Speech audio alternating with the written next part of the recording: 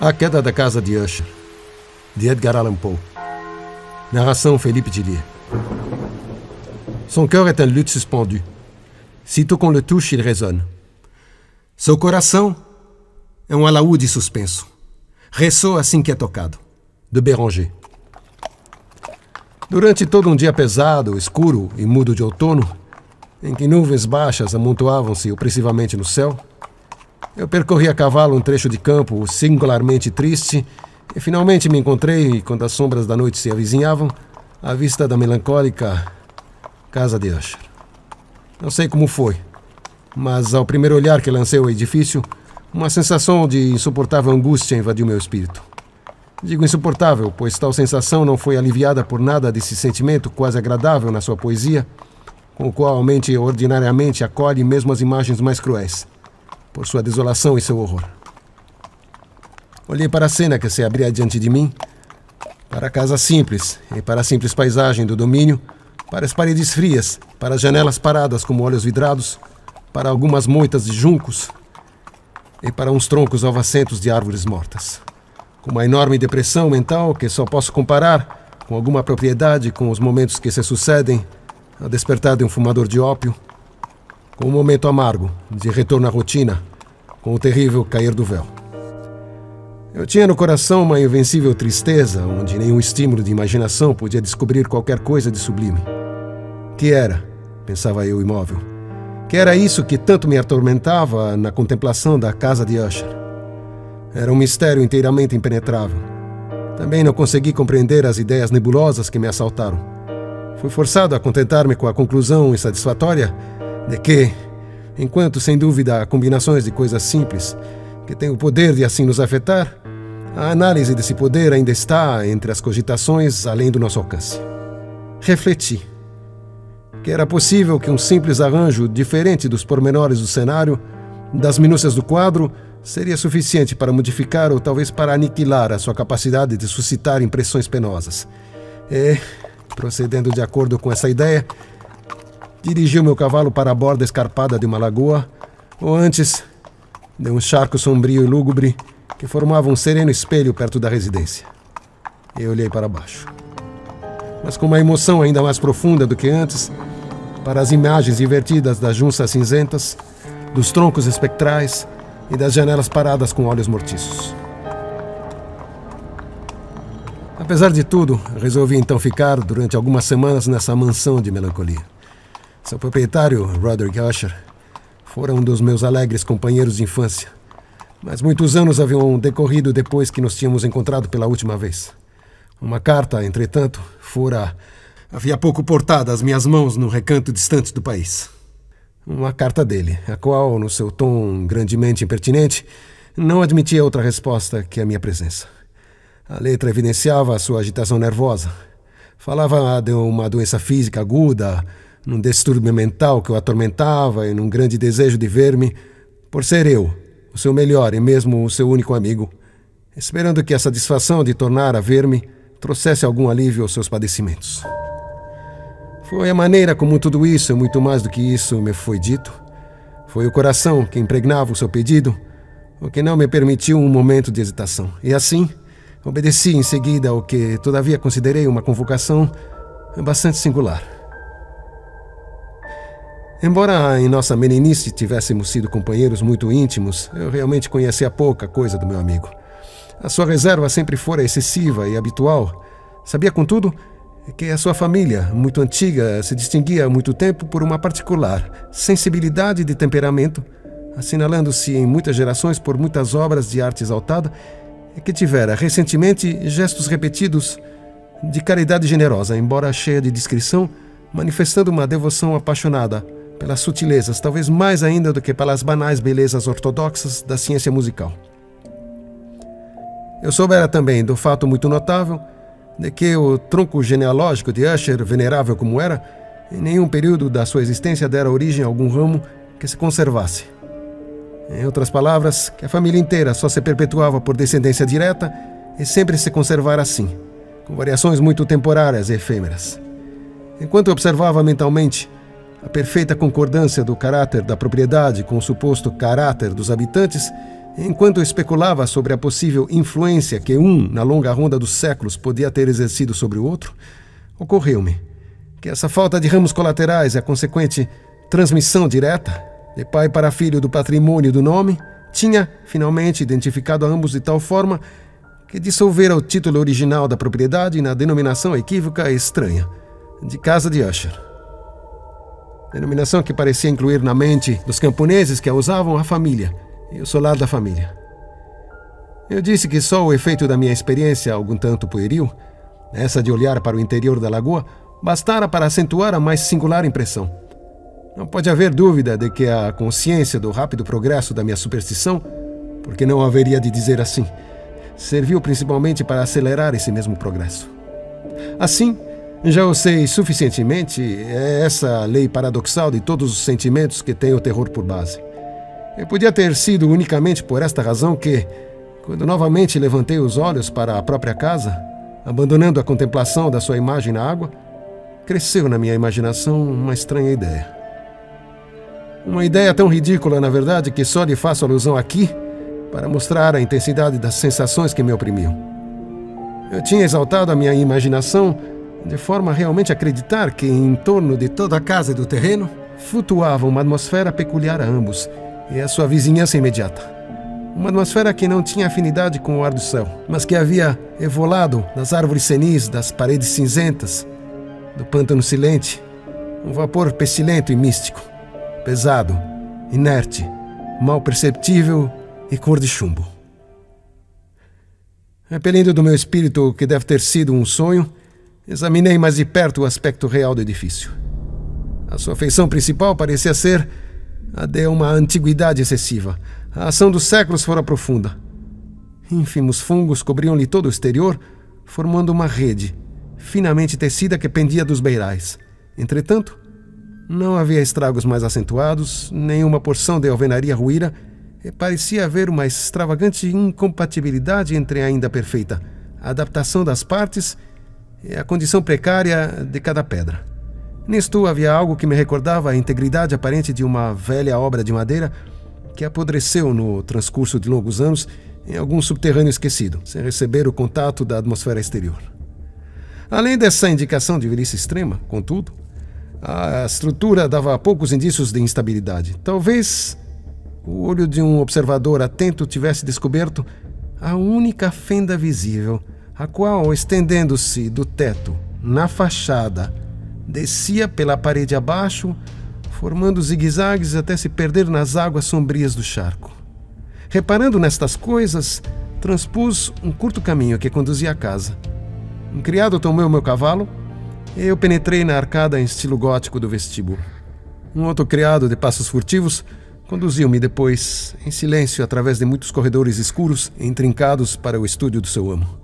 Muitas coisas que encontrei pelo caminho contribuíram, não sei como, para acentuar as vagas impressões de que já falei. Enquanto os objetos em torno de mim, enquanto as pinturas do teto, as sombras tapeçarias das paredes, o negrume de ébano dos assoalhos e os fantasmagóricos troféus de armas que retiniam enquanto eu caminhava, eram apenas coisas com as quais eu me acostumara na infância, enquanto eu não vacilava em reconhecer o quanto tudo isso me era familiar, ainda me admirava de achar quão pouco familiares eram as impressões que as imagens ordinárias me despertavam. Numa das escadas, encontrei-me com o médico da família. A sua fisionomia pareceu-me encerrar uma mescla de baixa astúcia e de embaraço. Ele cumprimentou-me com qualquer coisa de trepidação e passou. O criado agora abriu uma porta e pôs-me na presença do seu amo. A peça em que me encontrava era muito espaçosa e alta. As janelas eram compridas, estreitas e pontudas, e colocadas a uma distância tão grande do sombrio assoalho de carvalho que se tornavam inteiramente inacessíveis pela parte de dentro. Débeis raios de luz avermelhada coavam-se através das vidraças e das gelosias, servindo para tornar suficientemente distintos os objetos mais proeminentes em torno. A vista, contudo, esforçava-se em vão por alcançar os cantos mais remotos do aposento ou os recessos do teto, abobadados e cheios de ornatos. Tapeçarias escuras pendiam às paredes, a mobília era profusa, sem conforto, antiquada, e encontrava-se em estado precário. Muitos livros e instrumentos de música estavam espalhados em torno, mas não conseguiam dar nenhuma vitalidade ao ambiente. Senti que estava respirando uma atmosfera de angústia, um sopro de profunda, penetrante e irremediável tristeza andava no ar e a tudo invadia. À minha entrada, Usher levantou-se do sofá onde estivera deitado em todo comprimento e saudou-me com um calor e uma vivacidade que tinha muito. Pensei a princípio de cordialidade exagerada, do esforço constrangido do homem cansado do mundo. Contudo, um olhar à sua fisionomia convenceu-me da sua perfeita sinceridade. Sentamo-nos. E por alguns momentos, enquanto ele não falava, eu contemplei com um sentimento onde se mesclavam piedade e horror. Sem dúvida, homem algum jamais mudara tão terrivelmente, num período tão curto como mudara Roderick Usher.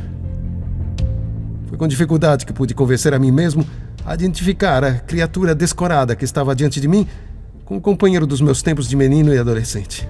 Entretanto, os traços de sua face tinham sido, em todos os tempos, notáveis. Um rosto de cor cadavérica, olhos grandes, líquidos e luminosos, além de qualquer comparação.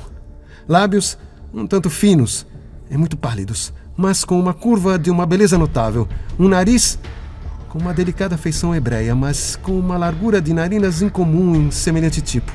Um queixo muito bem modelado, lembrando, com a sua pouca proeminência, uma falta de energia moral. Os cabelos de uma tenuidade e uma delicadeza de teia.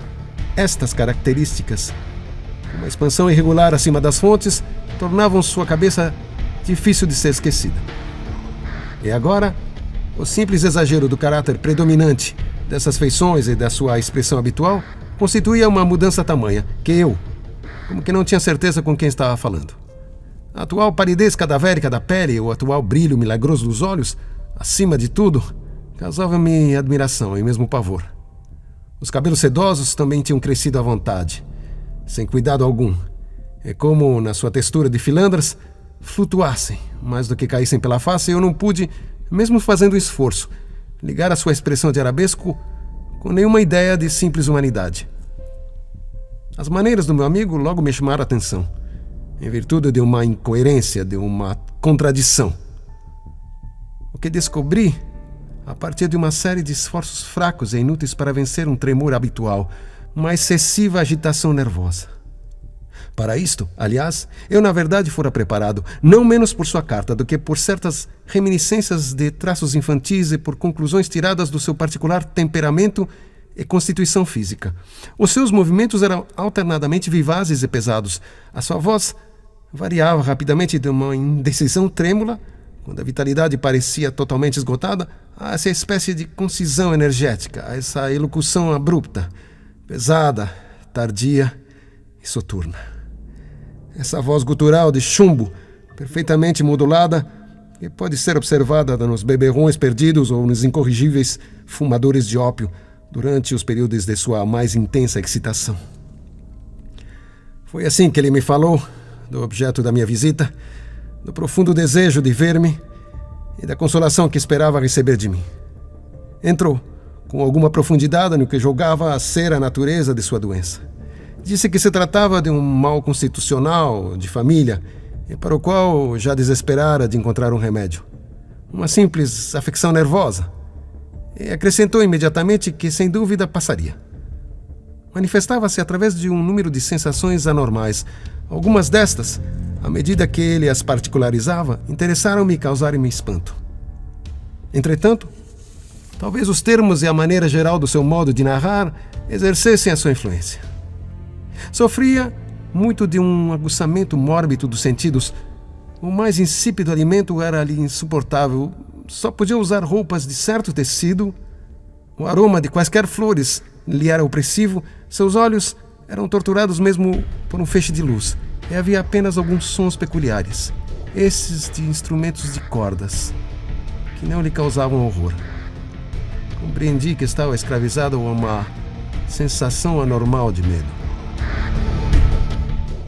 Vou morrer, ele me disse. Tenho de morrer dessa deplorável loucura. Aqui, e só aqui está meu fim. Tenho medo dos acontecimentos futuros, Não por eles mesmos, mas por seus efeitos. Estremeço a ideia de qualquer incidente, mesmo do mais trivial, que possa influir nessa intolerável agitação do espírito. Na verdade, não tenho aversão ao perigo, exceto no seu efeito absoluto, no terror.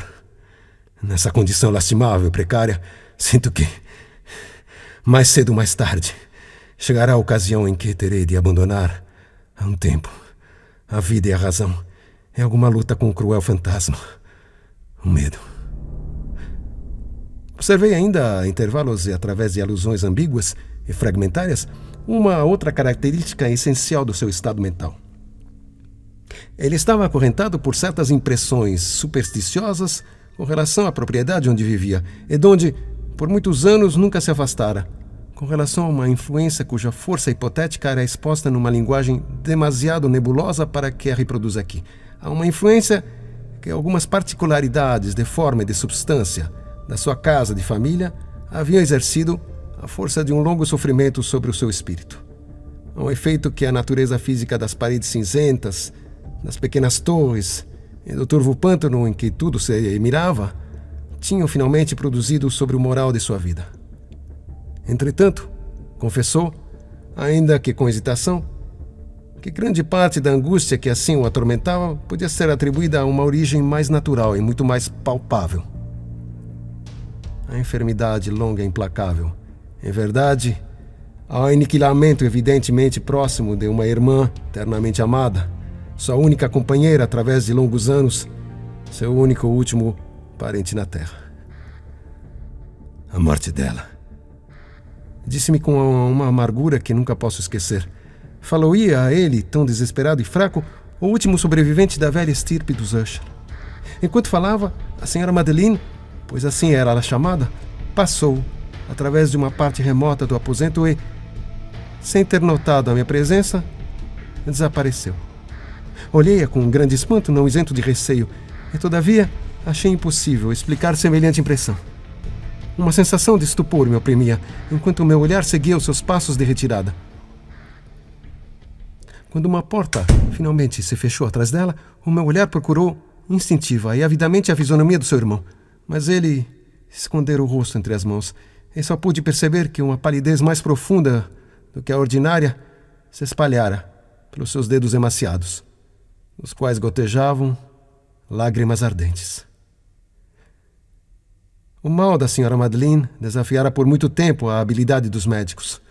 Uma apatia estabilizada, uma lenta e gradual destruição física e frequentes, embora rápidas afecções de aspecto parcialmente cataléptico eram um diagnóstico habitual. Até então, ela lutara firmemente contra as investidas do mal e não se resolvera ainda a entregar-se à cama. Mas ao cair da noite do dia de minha chegada à casa, submeteu-se, conforme seu irmão me relatou, mais tarde numa indizível agitação. A força deprimente de uma enfermidade implacável, e compreendi que o olhar que obtivera de sua pessoa seria provavelmente o último que obteria dela. Que aquela dama, pelo menos enquanto vivesse, nunca mais seria vista por mim. Durante vários dias depois desse fato, seu nome não foi mencionado nem por Usher, nem por mim. E durante esse período eu tive um grande trabalho para mitigar a melancolia do meu amigo. Pintávamos, iríamos juntos, ou eu escutava, como num sonho, as extravagantes improvisações da sua guitarra. E assim, à medida que uma intimidade cada vez mais profunda me levava mais francamente aos recessos do seu espírito, percebi, com uma amargura crescente, a inutilidade de todas as tentativas para animar uma mente que impregnava de sombras numa como constante irradiação de angústia, como se se tratasse de uma qualidade positiva inerente a todos os objetos do universo moral e físico. Terei sempre a recordação das horas solenes que assim vivi em companhia apenas do senhor da casa de Usher. Contudo, eu falharei em qualquer tentativa para transmitir uma ideia do caráter exato dos estudos ou das ocupações em que ele me envolveu. Um idealismo exaltado e altamente inquietante lançava um brilho cintilante por cima de tudo. As suas longas melodias fúnebres andaram para sempre em meus ouvidos. Entre outras coisas, conservei penosamente a recordação de uma singular amplificação, ou antes perversão, de extravagante área, da última valsa de von Weber, das pinturas nas quais a sua fantasia requintada se comprazia e que chegavam, pincelada a pincelada, a uma fase na qual eu experimentava uma profunda emoção sem lhe saber a causa. Dessas pinturas eu me esforçaria em vão por dar aqui mais do que uma pálida imagem, valendo-me do âmbito da palavra escrita. Pela mais alta simplicidade, pela clareza dos seus traços, ele atraía e prendia a atenção. Se algum mortal pintou algum dia uma ideia, esse mortal foi Roderick Usher. Para mim, pelo menos nas circunstâncias que então me cercavam, vinha das puras abstrações que um hipocondríaco intentava lançar na tela. Uma sensação que jamais se repetiu em mim, nem mesmo na contemplação de certas fantasias de Fusling, bastante arrebatadas, mas certamente concretas. Uma das concepções fantasmagóricas do meu amigo, que não participava tão rigidamente do espírito de abstração, pode ser aqui delineada, embora de uma maneira precária. Um pequeno quadro apresentava o interior de uma abóbada ou túnel imensamente longo e retangular, com paredes baixas, lisas, brancas e sem interrupção ou ornato. Certos pontos acessórios do desenho serviam para dar a ideia de que essa escavação estava situada a uma profundidade excessiva, abaixo da superfície da terra. Nenhuma saída era visível em nenhuma parte de sua extensão e não havia nenhuma tocha ou outra fonte artificial de luz. Contudo, uma avalanche de raios luminosos invadia tudo e banhava a cena com um esplendor impróprio e espectral. Falei há pouco desse estado mórbido do sentido da audição, que lhe tornava intolerável qualquer música, exceto certos efeitos de instrumentos de cordas. Talvez fossem os estreitos limites da guitarra, em que ele por isso se confinava, o que deu origem em grande parte ao caráter fantástico das suas composições. Mas a arrebatada facilidade dos seus improvisos não podia ser assim explicada. Deviam ter sido, de fato, eram tanto a música como a letra das extravagantes fantasias, pois ele não raro acompanhava a sua música com improvisos poéticos, o resultado dessa intensa concentração e atividade mental a qual aludi anteriormente, como observável apenas em dados momentos da mais elevada exaltação artificial. Recordo facilmente as palavras de uma rapsódia. Talvez esses versos tenham me impressionado mais profundamente porque, na sua significação mística e íntima, me parecesse perceber, e pela primeira vez, uma inteira consciência por parte de Usher, do vacilar do trono da sua nobre razão. O poema, intitulado O Solar dos Espectros, era assim em essência.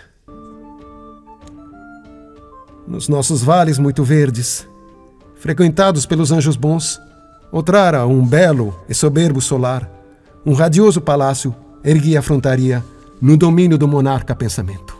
Ali se elevava. Jamais serafim algum estendeu as asas sobre o palácio que se lhe aproximasse em beleza. Bandeiras amarelas gloriosas, douradas, no seu topo flutuavam e ondulavam. Tudo isso ocorreu noutros tempos que vão longe.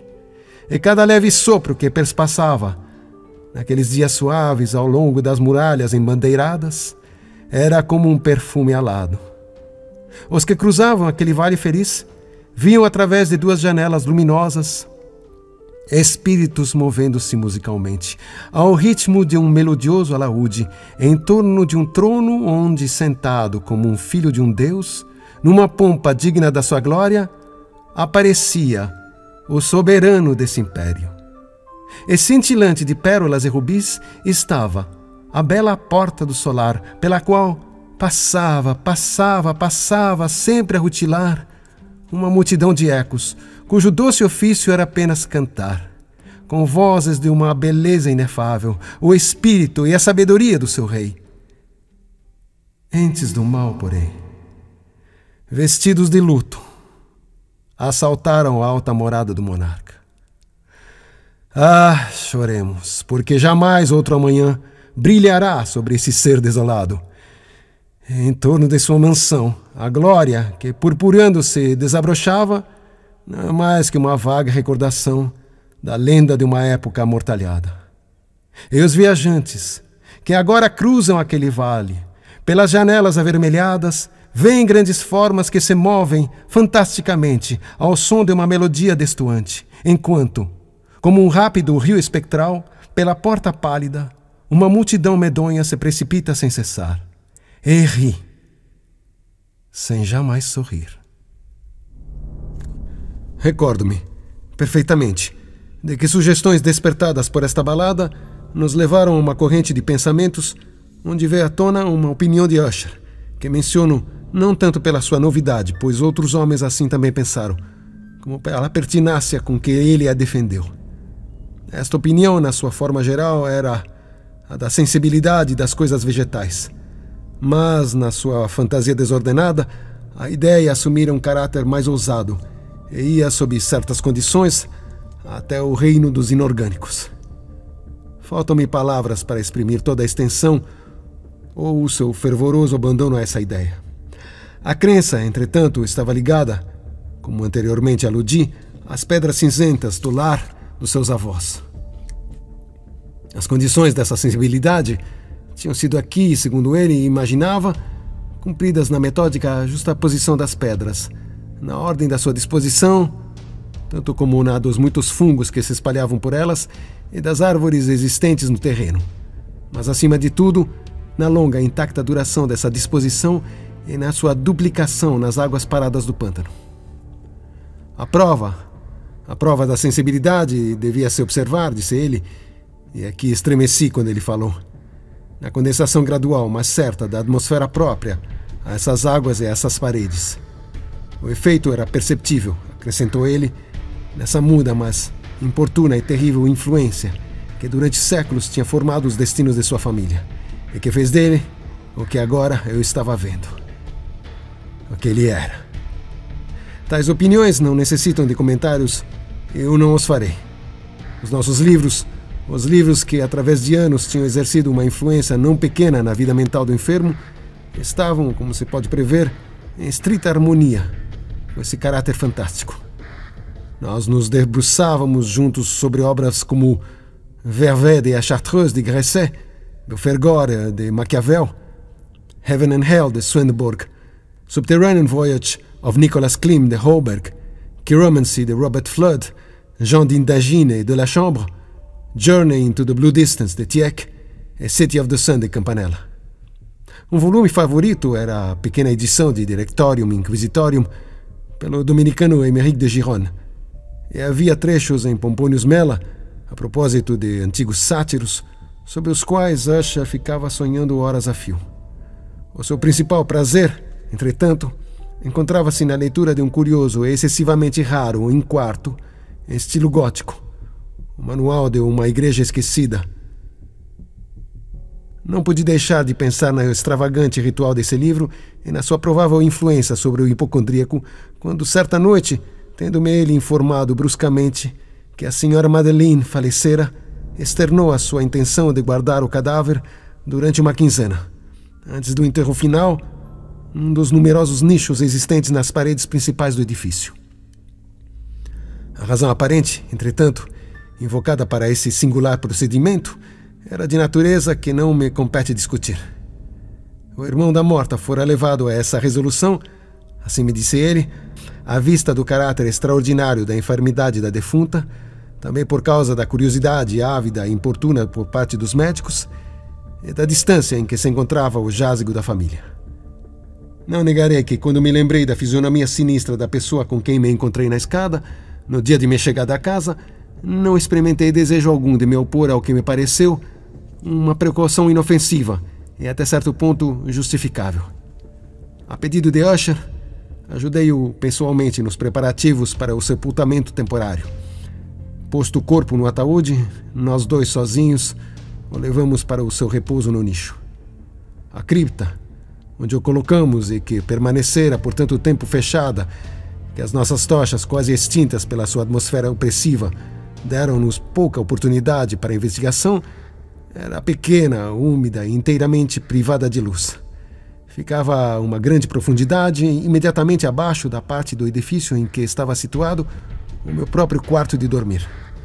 Esse subterrâneo fora utilizado em remotas épocas feudais como cárcere, em tempos mais próximos como depósito de pólvora ou alguma outra substância altamente combustível, visto que uma parte do chão e todo o interior de uma longa arcada, através da qual chegamos à câmara, estavam cuidadosamente forrados com cobre. A porta, de ferro maciço, fora também protegida do mesmo modo. O seu enorme peso causava um rangido insolitamente áspero e irritante quando se movia em seus gonzos.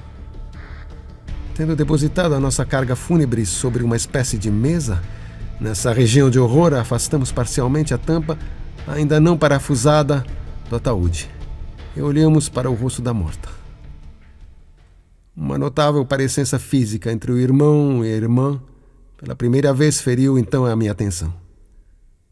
E Usher, adivinhando talvez os meus pensamentos, murmurou algumas palavras pelas quais soube que a finada e ele tinham sido gêmeos, e que afinidades de uma natureza dificilmente inteligível sempre tinham existido entre ambos. Os nossos olhares, todavia, não se conservaram por muito tempo sobre o cadáver, pois não podíamos contemplá-lo sem pavor. A doença, que assim levara ao túmulo aquela mulher em pleno vigor da mocidade, deixara, como acontece em todas as moléstias de caráter estritamente cataléptico, a ironia de um leve rubor no seio e no rosto, e esse sorriso tênue, que é tão terrível nos lábios da morte. Tornamos a colocar e a parafusar a tampa, e depois de fechar a porta de ferro, dirigimos-nos, cansados, para os aposentos um pouco menos lúgubres da parte alta da casa. E agora, passados alguns dias de grande amargura, uma visível mudança operou-se no aspecto do distúrbio mental do meu amigo. As suas maneiras habituais alteraram-se. As ocupações ordinárias foram descuradas ou esquecidas. Vagava de sala em sala com passos apressados, desiguais, e como que sem destino. A lividez do seu rosto tomara um tom ainda mais cadavérico, mas a luminosidade dos seus olhos tinha se dissipado inteiramente. A rouquidão ocasional de sua voz não mais se ouvia, e um tremor, como que causado por um medo atroz, habitualmente caracterizava a sua elocução. Havia ocasiões, na verdade, em que eu julgava que sua mente, incessantemente agitada, estava em luta com algum segredo opressivo, para cuja divulgação ele procurava a coragem necessária. Às vezes, era forçado a tudo explicar com os inexplicáveis caprichos da demência, pois ouvia de olhar perdido e fixo durante longas horas, numa atitude que denotava a mais profunda atenção, como se estivesse escutando algum som imaginário. Não era de admirar que o seu estado me inspirasse terror, que quase me contagiasse. Eu sentia subir em mim, lenta, mas seguramente, as bizarras influências de suas próprias superstições fantásticas, mas também impressionantes. Foi principalmente ao recolher-se um pouco tarde, na noite do 7º ou 8º dia, depois do encerramento do corpo da senhora Madeleine na câmara, que experimentei todo o poder de tais impressões. O sono parecia evitar a minha cama, e as horas passavam num moroso cortejo. Eu lutava por dominar o nervosismo que se apoderara de mim. Procurava fazer-me crer que grande parte, se não a totalidade das minhas impressões, era devida à influência desconcertante da mobília austera e triste do quarto, das tapeçarias escuras e estragadas que, tocadas pelo sopro de uma tempestade iminente, mexiam-se caprichosamente nas paredes e roçavam penosamente nos adornos da cama. Os meus esforços, porém, foram infrutíferos. Um invencível tremor gradualmente se apoderou do meu corpo e, finalmente, instalou-se no meu próprio coração um íncubo do mais absurdo alarme. Fazendo esforço e com dificuldade para respirar, soergui-me sobre o travesseiro e, procurando ver, através da intensa escuridão reinante no quarto, pus-me à escuta. Levado por uma força instintiva, eu ouvi certos sons baixos e indefiníveis que vinham entre as pausas da tempestade, com longos intervalos, não sei de onde. Dominado por uma intensa sensação de pavor inexplicável e intolerável, investi-me depressa, pois compreendi que não dormiria mais naquela noite, e procurei furtar-me ao lamentável estado em que caíra, caminhando rapidamente para um lado e para o outro, ao longo do aposento. Fizera poucas voltas, quando leves passadas, numa escada próxima, feriram a minha atenção. Reconheci-as logo como sendo as de Usher. Um instante depois, ele bateu muito de leve na porta e entrou, com uma lâmpada na mão. O seu rosto apresentava, como de costume, uma lividez cadavérica, mas, além disso, havia uma espécie de hilariedade de demência em seus olhos e uma histeria evidentemente contida se percebia por todo o seu aspecto. O seu ar me apavorou, mas tudo era preferível à solidão que eu sofrera por tantas horas e quase agradeci a sua presença como uma consolação. E você não viu isso? Disse bruscamente depois de ter olhado em torno em silêncio durante alguns momentos. Então você não viu isso. Fique. Você a verá. Assim falando, e depois de proteger cuidadosamente a lâmpada, apressou-se na direção de uma das janelas e escancarou a tempestade. A fúria impetuosa da rajada invasora quase nos lançou ao chão. Era realmente uma bela noite de tempestade, singular e bizarra no seu horror e na sua beleza. Um redemoinho, evidentemente, percorria com toda a sua força a nossa vizinhança, pois havia frequentes e violentas alterações na direção do vento. A excessiva densidade das nuvens, que andavam tão baixo que tocavam os torreões do edifício, não impedia que percebêssemos a velocidade com que elas fluíam na distância. Digo que nem mesmo a sua excessiva densidade não impedia que percebêssemos essas coisas, mas não tínhamos um vislumbre sequer da lua ou das estrelas, nem chegava até nós o resplendor do relâmpago. Mas a superfície interior das enormes massas agitadas do vapor, assim como todas as coisas terrestres situadas imediatamente em torno de nós, brilhavam, na claridade anormal de uma exalação gasosa, levemente luminosa e distintamente visível, a qual flutuava no ar e envolvia a casa. Você não deve. Você não pode estar a contemplar isso, disse eu, estremecendo para Usher e puxando-o suavemente da janela para uma cadeira. Essas aparências que o espantam são simples fenômenos elétricos, não muito raros e talvez tenham a sua origem fantástica nos miasmas do charco. Vamos fechar essa janela. O ar está demasiado frio e perigoso para a sua constituição. Aqui tem um dos seus romances favoritos. Eu lerei e você escutará. E assim venceremos juntos essa noite terrível. O velho volume que eu agarrara era o Má Triste, de Sir Lancelot Cunning. Mas eu o chamara livro favorito de Usher mais por gracejo do que a sério, porque, na verdade, havia pouca coisa na sua prolixidade tosca e quase nada imaginosa que pudesse ter interesse para a espiritualidade e o sublime idealismo do meu amigo. Era, todavia, o único livro imediatamente à mão. Eu alimentava uma vaga esperança de que a excitação, que então agitava o hipocondríaco, pudesse encontrar alívio, pois a história dos distúrbios mentais está cheia de anomalias semelhantes, mesmo nos excessos de tolices que eu devia ler. Se eu pudesse julgar pela atitude concentrada da atenção com que ele escutava, ou aparentemente escutava as palavras de narração, poderia congratular-me pelo êxito da minha lembrança. Eu cheguei naquela parte muito conhecida da história em que Ethelred, o herói do Trist, tendo procurado inutilmente por meios brandos penetrar na habitação do eremita, resolve entrar à força. Nessa altura, o texto da narrativa diz: Ethelred, que era um homem valente e que estava agora ainda mais forte em virtude do generoso vinho que tomara, não esperou mais para parlamentar com o eremita, que, na verdade, era de caráter obstinado e maligno, mas sentindo a chuva nos ombros e receando o recrudescimento da tempestade, ergueu a massa e, desferindo golpes sobre golpes, abriu rapidamente um rombo na porta por onde podia entrar a sua luva de ferro. E, ora puxando a porta tenazmente, ora batendo com fúria, fez tudo em pedaços, levantando grande barulho de madeira seca, o que alarmou e repercutiu por toda a floresta.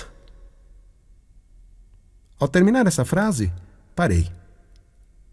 E por um momento fiquei em silêncio, pois, embora logo percebesse que a minha imaginação excitada me iludira, parecia-me que, de alguma parte muito remota da casa, vinha indistintamente até os meus ouvidos o que podia ter sido, na sua exata semelhança de caracteres, o eco.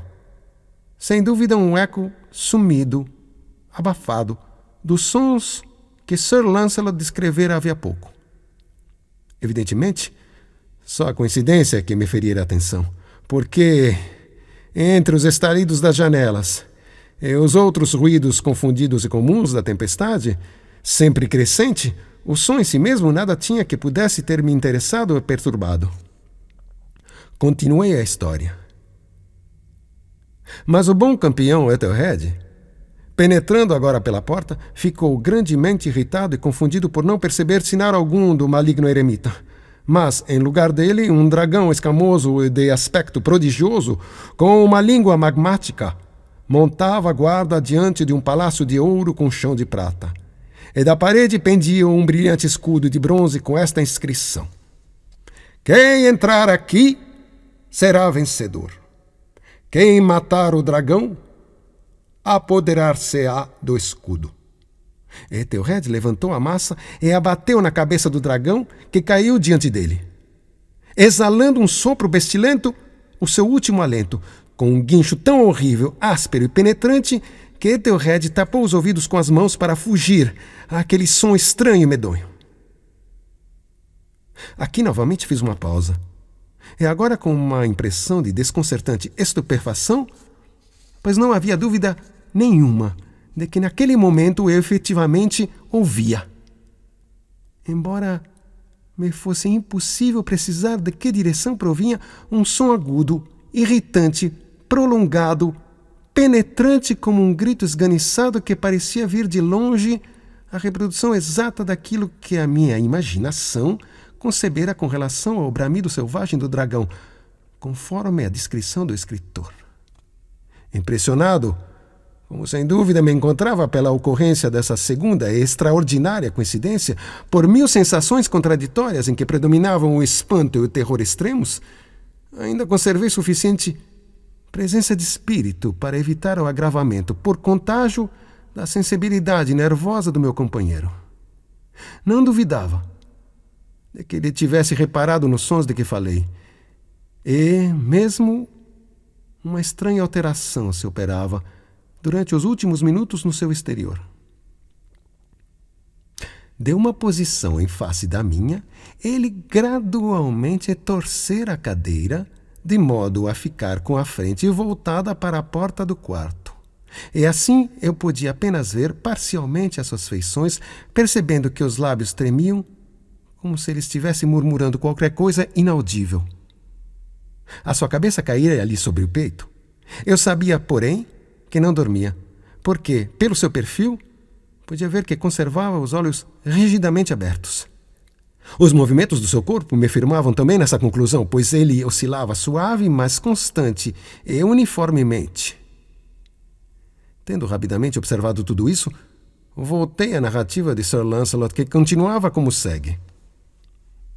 E agora o campeão, tendo escapado à terrível fúria do dragão, voltou a sua atenção para o escudo de bronze e pensou na quebra do encanto que pesava sobre ele. Afastou a carcaça para um lado e aproximou-se decididamente, pisando o pavimento de prata do castelo do lugar onde pendia o escudo. Este, porém, não esperou pela sua ação e caiu aos seus pés no chão de prata com um tinido retumbante e ensurdecedor. Essas últimas sílabas nem bem haviam passado através dos meus lábios. É como se um escudo de bronze tivesse realmente, naquele momento, caído pesadamente num pavimento de prata.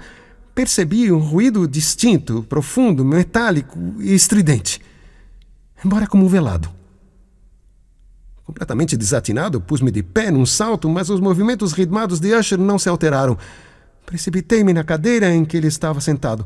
Seus olhos estavam fixamente perdidos no espaço, e em todo o seu rosto havia uma espécie de rigidez de pedra. Mas quando coloquei a minha mão sobre o seu ombro, um forte estremecimento percorreu-lhe todo o corpo. Um sorriso doentio apareceu nos seus lábios, e percebi que ele falava com uma voz ininteligível, sumida como um murmúrio, como se ignorasse a minha presença. Inclinando-me sobre ele, consegui finalmente apanhar a medonha significação das suas palavras. Estarei agora ouvindo aquilo? Sim, estou ouvindo e tenho ouvido. Por muito tempo, muitos minutos, muitas horas, muitos dias. Tenho ouvido, mas não ousava. Piedade para mim, piedade para um miserável. Eu não ousava falar. Nós a pusemos viva no túmulo. Eu não dizia então que os meus sentidos estavam aguçados? Agora diga você que eu ouvi os seus primeiros débeis movimentos no silencioso ataúde. Eu os ouvi. Há muitos dias, entretanto, não usei. Eu não usei falar. É agora esta noite, Ethelred. A destruição da porta do eremita. E o grito de morte do dragão. E o estrondo do escudo. E a abertura do seu ataúde. O ranger dos gonzos de sua prisão. A ressonância das paredes forradas de cobre do subterrâneo. Para onde fugirei? Não irá ela aparecer aqui dentro de um momento? Não se está apressando para censurar a minha intenção? Não estou ouvindo seus passos lá na escada? Não é isto o terrível e lento pulsar do seu coração? Insensato! Aqui ele se pôs galvanicamente de pé e gritou essas sílabas como se fizesse um esforço do último alento. Insensato! Eu afirmo que ela agora está de pé atrás da porta! Como se na energia sobre-humana da sua elocução houvesse o poder de um sortilégio, os enormes e antiquados painéis para os quais ele apontava recuaram vagarosamente nesse instante as suas graves bocas de ébano. Era a obra de uma formidável rajada, mas, escancarada a porta, apareceu de pé a figura altaneira amortalhada da senhora Madeleine de Usher. Havia sangue na sua veste e vestígios de alguma luta áspera em cada parte do seu corpo emagrecido. Por um momento, ela ficou trêmula, a vacilar no umbral da porta. Depois, com um pequeno grito lamentoso, caiu pesadamente para dentro, sobre o corpo do seu irmão, e na sua violenta e agora final agonia, o que ela arrastou para o chão foi apenas um cadáver, a vítima dos horrores que ele mesmo previra. Daquele quarto e daquela casa eu fugi espantado. A tempestade continuava desencadeada com toda a sua fúria. Eu me vi finalmente atravessando o velho caminho pavimentado. De repente, surgiu ao longo do caminho uma luz estranha. Eu me voltei para ver de onde poderia ter saído uma claridade tão insólita, pois atrás de mim só havia a mansão com suas sombras. O esplendor vinha de uma lua, um crepúsculo grande, cor de sangue, que agora brilhava vivamente através daquela fenda, antes apenas perceptível, a qual eu disse que se estendia desde o telhado do edifício, fazendo zigue-zague até o alicerce. Enquanto olhava, essa fenda rapidamente se alargou. Houve uma rajada mais impetuosa da ventania. O globo inteiro do satélite invadiu de repente o campo de minha visão. Meu cérebro sofreu como um desfalecimento quando vi que as grossas paredes ruíam, despedaçando-se. Houve um longo e tumultuoso estrondo com 1000 vozes de águas, e a profunda e sombria lagoa aos meus pés fechou-se funebremente e silenciosamente por sobre os destroços da casa de Usher.